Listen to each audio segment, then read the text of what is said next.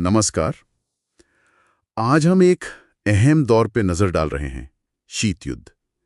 ये द्वितीय विश्व युद्ध के बाद शुरू हुआ, लगभग 1947 से, और चला 1991 तक। एक ऐसा समय जब दुनिया में तनाव था, विचारों की जबरदस्त टक्कर थी और हाँ, हथियारों की होड़ भी।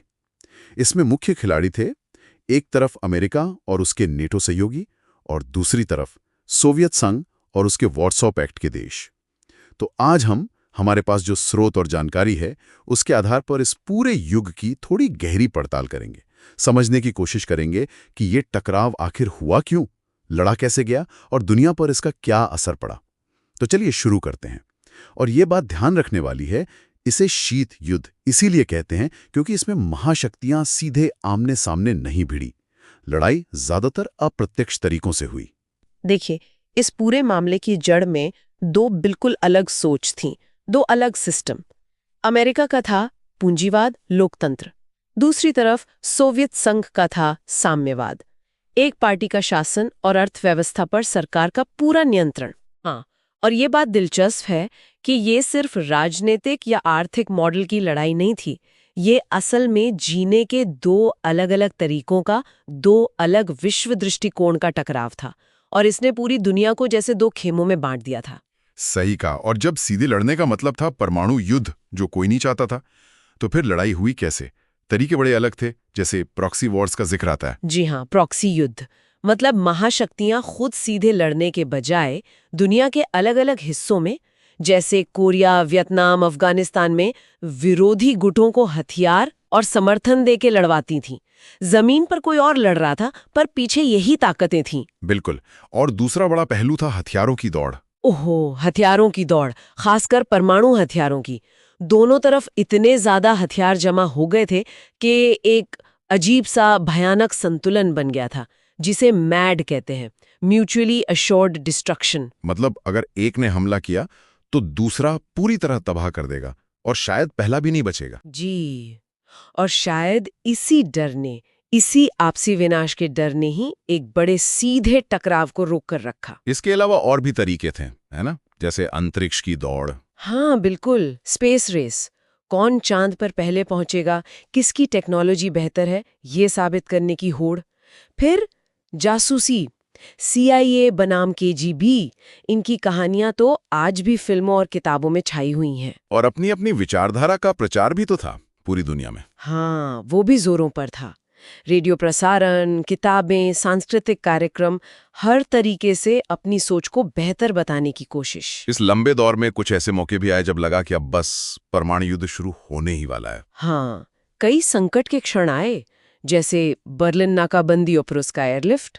वो पहला बड़ा टकराव था एक तरह से। और क्यूबा मिसाइल संकट 1962 का। उफ, क्यूबा मिसाइल संकट, वो तो शायद सबसे खतरनाक पल थे। 13 दिन दुनिया सचमुच परमाणु युद्ध के कगार पे खड़ी थी। ये घटनाएं सिर्फ सुर्खियां नहीं थी, इन्होंने वाकई दुनिया को बदल दिया, नीतियों को शेप दिया। और बर्लिन की दीवार का बनना, वो तो जैसे इस बंटवारे का प्रतीक ही बन गया। बिल्कुल, वो दीवार विभाजन का एक भौतिक रूप थी। तो सवाल उठता है कि इतना बड़ा, इतना खतरनाक टकराव आखिर खत्म कैसे हुआ? ये दशकों तक चला। इसके कई कारण थे, लेकिन एक बड़ा कारण सोवियत संघ की अंदरूनी मुश्किलें थीं। उनकी अर्थव्यवस्था संघर्ष कर रही थी। हथियारों की होड़ का खर्चा बहुत ज्यादा था शायद। जी हाँ, बेतहाशा खर्च, और अफगानिस्तान जैसे प्रॉक्सी युद्धों में उलझने का बोझ भी था। उनकी नियोजित अर्थव्यवस्था वो दबाव झेल नहीं पा रही थी। और फिर मिखाइल गोर्बाचेव आए, उनकी ग्लासनोस्त और पेरेस्ट्रोइका नीतियां। हाँ, गोर्बाचेव ने सुधार की कोशिश की। ग्लासनोस्त यानी खुलापन, और पेरेस्ट्रोइका यानी पुनर्गठन। उनका इरादा शायद सोवियत सिस्टम को बचाना था, उसे मजबूत करना था, पर हुआ उल्टा। मतलब ये कि इन सुधारों ने अनजाने में लोगों को ज्यादा बोलने की आजादी दे दी। सालों से जो असंतोष दबा हुआ था, वो बाहर आने लगा, और केंद्र का नियंत्रण ढीला पड़ गया। अच्छा, और फिर हमने देखा वो नज़ारा 1989 में, पूर्वी यूरोप में एक के बाद एक क्रांति। जी बिल्कुल, पोलैंड, हंगरी, चेकोस्लोवाकिया, रोमानिया, सरकारें बदल गईं, और फिर बर्लिन की दीवार का गिरना, वो तो एक ऐतिहासिक पल था। और आखिरकार दिसंबर 1991 में सोवियत संघ ही विघटित हो गया। हाँ, सोवियत संघ का अंत हो गया और इसी के साथ शीत युद्ध भी औपचारिक रूप से समाप्त माना गया। तो अब जब ये सब गुजर चुका है, इसका निचोड़ क्या है? आज की दुनिया पर शीत युद्ध का क्या असर हम देखते हैं? असर तो बहुत गहरा और स्थायी है। देखिए, आज के जो अंतर्राष्ट्रीय संबंध है, नेटो जैसे गठबंधन जो आज भी मौजूद है, परमाणु हथियारों का प्रसार और उसे कंट्रोल करने की जो संधियां हैं, इन सब की जड़ें कहीं ना कहीं शीत युद्ध में ही है। हाँ, ये बात तो है। और दुनिया के कई हिस्सों में जो आज भी संघर्ष चल रहे हैं, उनमें से कई की शुरुआत उसी दौर की महाशक्तियों की आपसी खींचतान से हुई थी। कह सकते हैं कि ये 20वीं सदी के दूसरे हिस्से की सबसे प्रभावशाली, सबसे ज्यादा परिभाषित करने वाली घटना थी। तो संक्षेप में कहें तो शीत युद्ध एक वैश्विक संघर्ष था, विचारों का, ताकत का, जीने के तरीकों का। ये सीधे मैदान में नहीं लड़ा गया, बल्कि प्रॉक्सी युद्धों, हथियारों की होड़, जासूसी और प्रोपेगेंडा के जरिए लड़ा गया। और इस सब पर हमेशा परमाणु विनाश का एक भयानक साया मंडराता रहा। और जाते जाते एक सवाल सोचने के लिए छोड़ जाती हूँ।